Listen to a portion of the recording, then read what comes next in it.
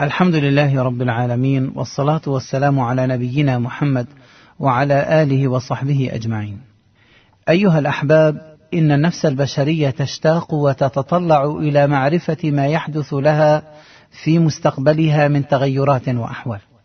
ولما كان أمر الغيب وما يكون في أيامه ولياليه مما استأثر الله تعالى بعلمه وحجبه عن خلقه، قال تعالى: وعنده مفاتح الغيب لا يعلمها إلا هو. وقال تعالى: ولله غيب السماوات والأرض.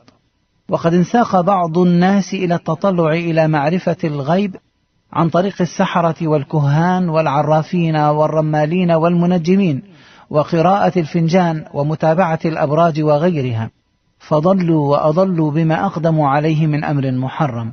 قال عليه الصلاة والسلام: من أتى كاهنا فصدقه بما يقول فقد كفر بما أنزل على محمد، رواه أبو داود.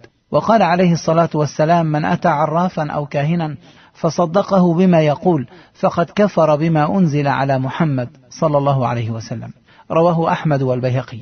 وروى مسلم في صحيحه عن بعض أزواج النبي صلى الله عليه وسلم عن النبي عليه الصلاة والسلام قال: من أتى عرافا فسأله عن شيء فصدقه لم تقبل له صلاة 40 يوما. هذا مع أن هؤلاء السحرة والكهان لا يعلمون الغيب بنص كتاب الله عز وجل، ولكنهم يزينون للناس الباطل. أما أهل الإيمان فقد جعل الله لهم رؤى صادقة تبشرهم بالخير وتنذرهم عن الشر.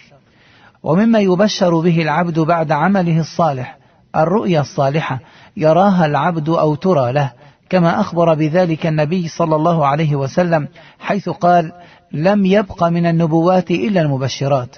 قالوا: وما المبشرات؟ قال: الرؤيا الصالحة، رواه البخاري. وما يراه النائم على 3 أنواع: رؤى، ومفردها رؤيا، وهي من الله تعالى، وهي أصدق ما يرى النائم في نومه، وتتميز هذه الرؤيا بوضوح رموزها وسهولة تعبيرها. والقسم الثاني فيما يراه النائم، وهو الأحلام، ومفردها حلم، وهي من تلاعب الشيطان بالإنسان خاصة إن كان نائما على غير طهارة أو نام دون أن يذكر الله. أما القسم الثالث مما يرى النائم فهي بعض الصور والمواقف التي غلب عليها فكر الإنسان حال يقظته، كأمنية يتمناها، وكذلك ما ينتج عن الإكثار من الطعام وامتلاء المعدة، وما يحدث من ضيق التنفس وغيرها. فعن عوف بن مالك رضي الله عنه أن النبي صلى الله عليه وسلم قال: إن الرؤيا 3، منها أهاويل من الشيطان ليحزن بها ابن آدم، ومنها ما يهم به الرجل في يقظته فيراه في منامه، ومنها جزء من 46 جزءا من النبوة، رواه ابن ماجه. والغالب أن الرؤى في الخير والحلم في غيره، وهذا التفريق مقتبس من قول النبي صلى الله عليه وسلم: الرؤيا الصادقة من الله، والحلم من الشيطان، رواه البخاري. أما حقيقة الرؤيا فقد قال ابن القيم رحمه الله: إنها أمثال مضروبة يضربها الملك الذي قد وكله الله بالرؤيا ليستدل الرائي بما ضرب له من المثل على نظيره ويعبر منه إلى شبهه. والرؤيا منزلتها في الإسلام رفيعة.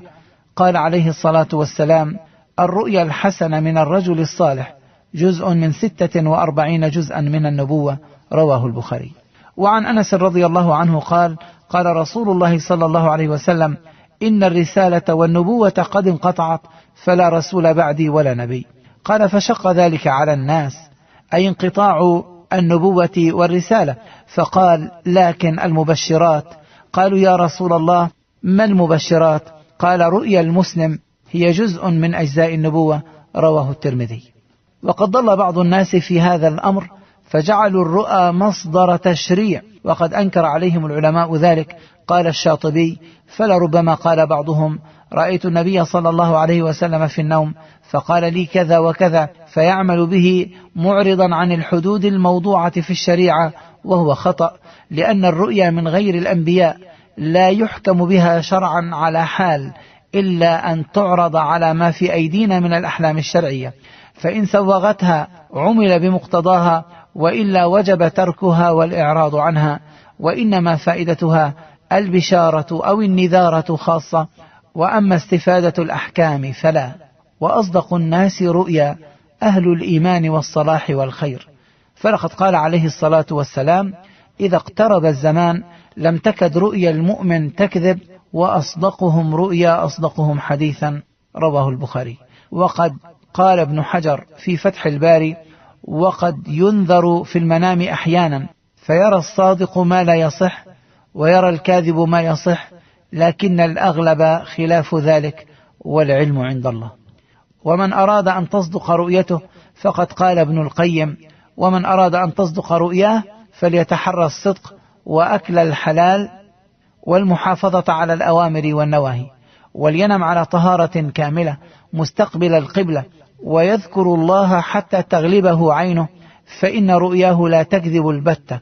وأصدق الرؤيا ما كان بالأسحار، فإنه وقت النزول الإلهي واقتراب الرحمة والمغفرة وسكون الشياطين، وعكسه رؤيا العتمة وقت صلاة العشاء عند انتشار الشياطين والأرواح الشيطانية.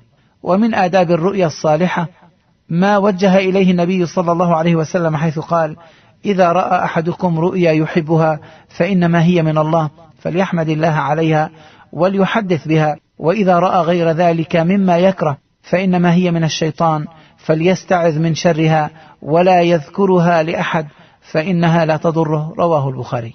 أما إذا رأى مكروها فليفعل ما أمره النبي صلى الله عليه وسلم، وإذا رأى ما يكره فليتعوذ بالله من شرها ومن شر الشيطان، وليتفل 3 ولا يحدث بها أحدا فإنها لا تضره، رواه البخاري. وفي الحديث الذي رواه مسلم: وإذا رأى أحدكم الرؤيا يكرهها فليبصق عن يساره 3 وليستعذ بالله من الشيطان 3 وليتحول عن جنبه الذي كان عليه. وقال عليه الصلاة والسلام: لا يحدثن أحدكم بتلعب الشيطان به في منامه، رواه مسلم. فإذا رأى المسلم الرؤيا الطيبة فليسأل من يثق بعلمه ودينه وصلاحه، فقد ثبت في الصحيحين أن النبي صلى الله عليه وسلم كان إذا صلى الصبح أقبل عليهم بوجهه فقال: هل رأى أحد منكم البارحة رؤيا؟ رواه البخاري. وقال صلى الله عليه وسلم: إن الرؤيا تقع على ما تعبر به، ومثل ذلك مثل رجل رفع رجله فهو ينتظر متى يضعها. فإذا رأى أحدكم رؤيا فلا يحدث بها إلا ناصحا أو عالما، رواه الحاكم. وقال القرطبي عند قوله تعالى: قال يا بني لا تقصص رؤياك على إخوتك. هذه الآية أصل في ألا تقص الرؤيا على غير شقيق ولا ناصح، ولا على من لا يحسن التأويل فيها. وينبغي للمسلم أن يحذر المغالاة في هذا الباب، فلا يلقي باله للأضغاث ولا يكثر السؤال عنها، ولا يطلب سؤال رؤيا إلا ما رأى أنها تستحق التعبير، وإن ترك السؤال مطلقا فلا حرج. فالرؤيا تقع على ما تعبر به، كما قال عليه الصلاة والسلام: الرؤيا على رجل طائر ما لم تعبر، فإذا عبرت وقعت، رواه أحمد. وقد حذر النبي صلى الله عليه وسلم من الكذب في حال اليقظة وفي ادعاء الرؤى، وتوعد بالعذاب الذي يكذب في حلمه، لأن الرؤيا جزء من النبوة. فقال عليه الصلاة والسلام: من تحلم بحلم لم يره كلف أن يعقد بين شعيرتين ولن يفعل، رواه البخاري. وقال عليه الصلاة والسلام: من أفرى الفرى أن يري عينه ما لم ترى، رواه البخاري. اللهم وفقنا لعمل الخيرات، واجعلنا من أهل البشرى في الدنيا والآخرة الذين لا خوف عليهم ولا هم يحزنون.